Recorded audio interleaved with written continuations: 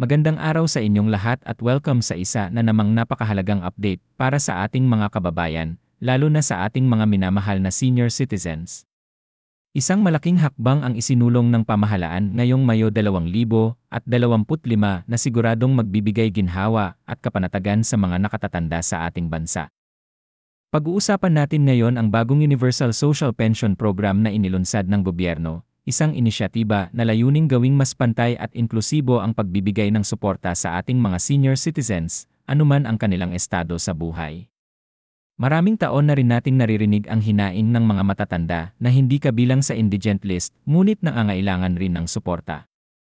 Sa wakas, mukhang dininig na ito ng ating mga mambabatas at ng administrasyon, at ngayon ay isa ng hakbang papunta sa mas magandang kinabukasan para sa mga Filipino senior citizens ang ating natunghayan. Alam nating lahat na sa kasalukuyang sistema, tanging ang mga itinuturing na indigent senior citizens ang nakatatanggap ng social pension mula sa gobyerno. Sila ay binibigyan ng 1,000 kada buwan bilang suporta sa kanilang pang-araw-araw na gastusin tulad ng pagkain, gamot, at iba pang pangunahing pangangailangan. Ngunit sa katotohanan, hindi lamang ang mga indigent ang nangangailangan ng tulong. Marami sa ating mga nakatatanda, kahit hindi kabilang sa opisyal na listahan ng mahihirap, ay nahihirapang tustusan ang kanilang mga pangangailangan, lalo na at karamihan sa kanila ay wala ng regular na pinagkakakitaan. Ang bagong Universal Social Pension Program na ito ay naglalayong tugunan ang kakulangang ito sa pamamagitan ng pagbibigay ng buwanang pensyon sa lahat ng senior citizens sa bansa, anuman ang kanilang estado sa buhay. Isa sa mga pangunahing tanong ng marami ay kung magkano nga ba ang matatanggap sa ilalim ng bagong programa.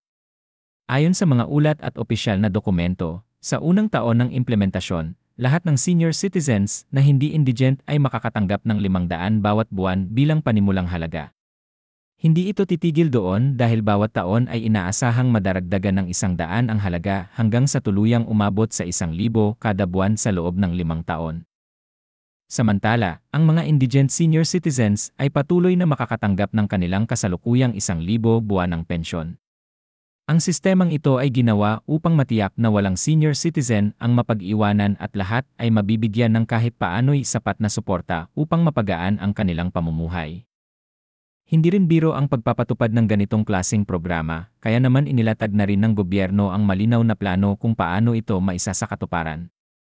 Sa ngayon, ang Department of Social Welfare and Development o ESDA ang siyang mangunguna sa implementasyon at pamamahagi ng pensyon sa mga kwalipikadong senior citizens. Ngunit, sa loob ng 3 taon mula sa pagsisimula ng batas, ang pamamahala ng programa ay ililipat sa National Commission of Senior Citizens o NCSA. Layunin nitong mas mapabuti pa ang serbisyo para sa ating mga nakatatanda at mailapit sa kanila ang mga programa at proyekto ng gobyerno. Isa rin sa mga kapansin-pansing probisyon ng batas ay ang pagtatakda na bawat 2 taon ay magsasagawa ng pagsusuri ang IAGE at ang Department of Budget and Management upang tiyakin kung may kailangang baguhin o adjust sa halaga ng pensyon base sa sitwasyon ng ekonomiya. Sa ganitong paraan, masisiguro na ang halaga ng pensyon ay mananatiling makabuluhan at sapat sa harap ng mga pagbabago sa presyo ng mga bilihin at iba pang pangangailangan. Isang malaking tanong rin sa mga tao ay kung gaano karami ang makikinabang sa bagong programang ito. Ayon sa datos ng ESDA at iba pang ahensya ng gobyerno, kasalukuyang may humigit kumulang 12 milyong senior citizens sa Pilipinas. Sa mga ito, tinatayang nasa 4 na milyon lamang ang kasalukuyang nakakatanggap ng social pension. Dahil sa pagpapalawak ng programa, inaasahang halos 1.5 milyong senior citizens na ngayon ang makikinabang sa pensyon sa sandaling tuluyang maipatupad ang batas. Tunay nga itong napakalaking hakbang na magpapakita ng malasakit ng gobyerno sa ating mga nakatatanda.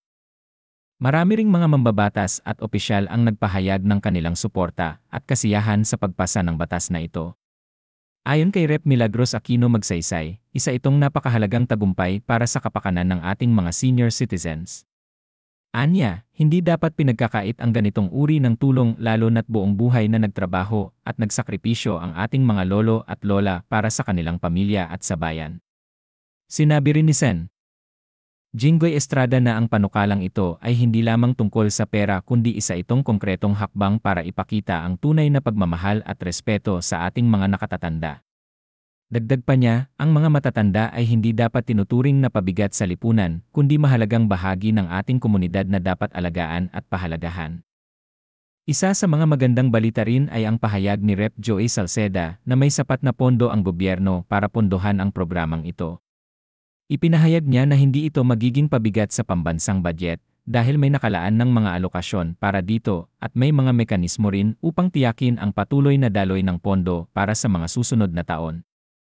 Isa rin sa mga ipinatupad na hakbang ay ang pagpapalakas ng data collection at validation process upang masigurong maayos at walang anomalya ang pamamahagi ng pensyon. Gumagamit na rin ng makabagong teknolohiya tulad ng digital e-system upang mapadali ang proseso at maiwasan ang mga problema sa pagbibigay ng tulong. Habang mainit pa ang issue, marami sa ating mga kababayan, lalo na ang mga senior citizens, ang nagpahayag ng kanilang kasiyahan at pag-asa na tuluyan ng magiging realidad ang programang ito. Ayon kay Mang Jose, 68 anyos mula sa Quezon City, malaking tulong ang kahit 500 buwan ng pensyon, lalo na sa mga tulad niyang wala ng regular na kita at umaasa na lamang sa maliit na negosyo. Sinabi rin ni Aling Maria, 72 anyos mula sa Cebu, na ang ganitong programa ay patunay na hindi nakakalimutan ng gobyerno ang kanilang sektor. Umaasa siyang magiging tuloy-tuloy at hindi mapuputol ang programa sa paglipas ng panahon. Sa kabilang banda, may ilan ding mga kritiko ang nagpahayag ng kanilang mga obserbasyon. May ilang nagsabi na sana ay agad na rin maitaas sa 1,000 ang pensyon, kahit sa unang taon pa lang upang mas maramdaman ang benepisyo. Mayroon ding nagpaalala na dapat tiyaking maayos ang sistema ng pamamahagi upang maiwasan ang mga naging problema sa mga nakaraang programa tulad ng pagkaantala sa pag-release ng pensyon at mga issue sa listahan ng benepisyaryo. Tiniyak naman ng gobyerno na bukas sila sa mga suhestyon at patuloy nilang pag-aralan kung paano mapapabuti pa ang programa. Sa ngayon, bagamat naipasa na ito sa House of Representatives, hinihintay pa rin natin ang tuluyang pag-apruba ng Senado upang maging ganap na batas at agad nang maisakatuparan. Ayon sa ilang insider reports, mataas ang tsansa na maaprubahan ito sa Senado sa mga darating na buwan dahil sa malawak na suporta mula sa publiko at sa mga senador na matagal nang nagsusulong ng kapakanan ng ating mga senior citizens. Sa sandaling maisabatas ito, magsisimula na ang paghahanda para sa implementasyon at inaasahang sa loob ng ilang buwan ay makikita na natin ang unang bugso ng pamamahagi ng pensyon sa ilalim ng Universal Social Pension Program. Tunay ngang isang makasaysayang hakbang ang ating nasaksihan sa taong ito. Hindi lamang ito basta batas kundi isang simbolo ng pagtanaw ng utang na loob at pagmamalasakit sa mga taong buong buhay na nagsilbi sa bayan. Ang ating mga senior citizens ay nagsilbing pundasyon ng mga pamilya at ng buong lipunan. Sila ang nagtanim ng mga punla ng kaunlaran na ating tinatamasa ngayon, kaya't marapat lamang na sa kanilang pagtanda ay mabigyan sila ng sapat na suporta at pagkalinga. Hinihikayat natin ang lahat ng senior citizens at kanilang mga pamilya na manatiling alerto at alamin ang mga hakbang kung paano magparehistro at maging bahagi ng programang ito sa sandaling maging ganap na itong batas.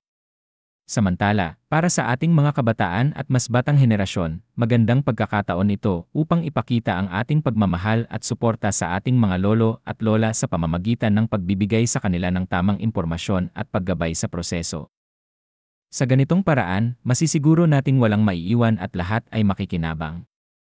Habang patuloy nating binabantayan ang mga susunod na hakbang sa pagpapatupad ng batas na ito, sana ay manatili tayong mapagmatsyag at maging bahagi ng pagbabago. Ang pagkakaroon ng isang Universal Social Pension Program ay hindi lamang para sa kasalukuyang henerasyon ng mga matatanda kundi isa ring pamana para sa mga susunod na salinlahi. Pinapakita nito na sa Pilipinas, ang malasakit at pagtanaw ng utang na loob sa mga nakatatanda ay tunay na bahagi ng ating pagkakakilanlan bilang isang bansa. Maraming salamat sa inyong panonood at patuloy na pag-abang sa mga balita at updates. Hanggang sa muli, mabuhay ang ating mga senior citizens at mabuhay ang Pilipinas.